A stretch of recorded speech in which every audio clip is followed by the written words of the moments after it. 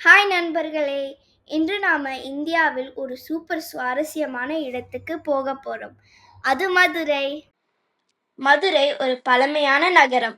அங்கே இருக்கிறது மீனாட்சி அம்மன் கோவில். அது பெரிய வண்ணமயமான கோபுரங்களுடன் அழகாக உள்ளது. ஒவ்வொரு வருஷமும் லட்சக்கணக்கான மக்கள் மதுரைக்கு வராங்க.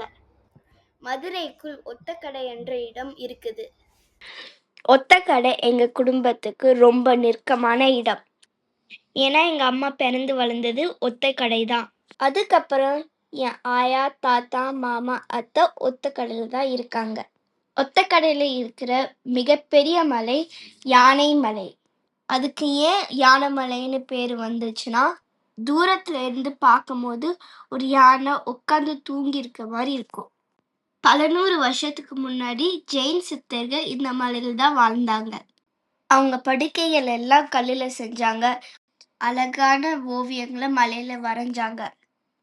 நீங்க கற்பனை பண்ணுங்க, ஒரு மலைக்குள்ள கல்லுல தூங்குற மாதிரி. வாவ்!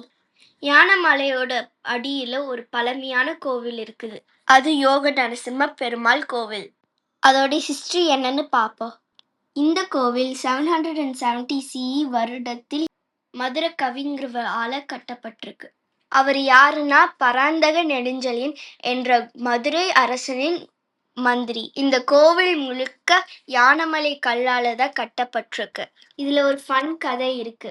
சிலர் சொல்றாங்க இந்த மலை ஒரு உண்மையான யானை மதுரையை காப்பாத்த கல்லா மாறிடுச்சுன்னு.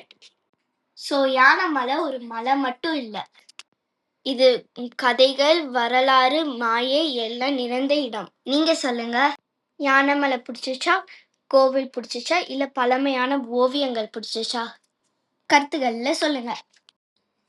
தேங்க்ஸ் ஃபார் வாட்சிங் ஃப்ரெண்ட்ஸ்.